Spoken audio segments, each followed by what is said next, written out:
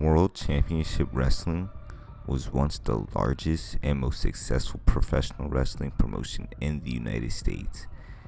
At its peak in the late 1990s, WCW was the number one wrestling company in the world, and many fans and industry experts believed it was on the verge of defeating its main competitor, the World Wrestling Federation, now known as the WWE. While WCW ultimately failed to defeat the WWF, the story of how they almost changed the entire landscape of the industry is a fascinating one. It makes you think, what if? WCW was founded in 1988 by media mogul Ted Turner as a subsidiary of his Turner Broadcasting System. At the time, the WWF was a dominant force in the professional wrestling, and Turner saw opportunity to create a new company that could challenge the WWF's current monopoly on the industry.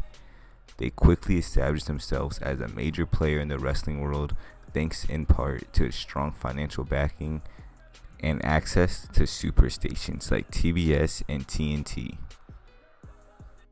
One of the key factors that helped WCW become a serious competitor to the WWF was its ability to sign top talent away from them. In the early 1990s, WCW lured several of the WWF's biggest stars, including Hulk Hogan, Randy Savage, and Kevin Nash, also Scott Hall.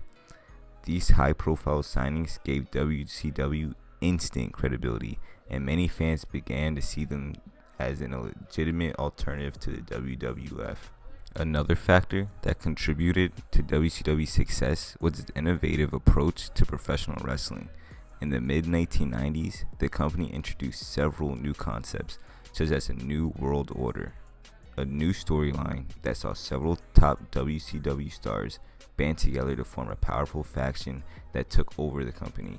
The NWO storyline was a huge hit with the fans, as it was something the Western world hadn't seen in a prominent wrestling business, and it really helped WCW capture the attention of a younger, more hip audience that was turned off by the WWF's more cartoonish approach to wrestling. But despite their many successes, WCW was not without its problems. They were known for giving ridiculously large contracts. As it was reported, in the year 1998 alone, Hulk Hogan earned a whopping $8 million. Another major issue was the company's inability to cultivate new talent and build new stars. While WCW had a strong roster of already established stars, it struggled to find new talent that could cultivate an audience and help the company grow, with a prime example being with the NWO, as the company saw many iterations, with some sticking and others not. Ultimately, WCW's inability to build new talent and its reliance on old established stars proved to be its downfall. By the late 1990s, many of their top talent had retired, left the company, or were old, and they struggled to find new young stars to replace them. This, combined with a series of missteps and very poor business decisions, ultimately led the company's decline and its eventual purchase by the WWF in 2001. In conclusion, while WCW never succeeded in defeating the WWF, the story of its rise and fall is a fascinating one that highlights the intense competition and changing landscape of professional wrestling in the late 20th century.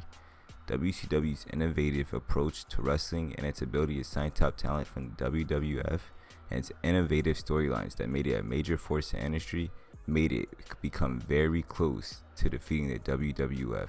However, the company's inability to build top talent and its reliance on old washed-up stars and horrible business decisions ultimately killed the company.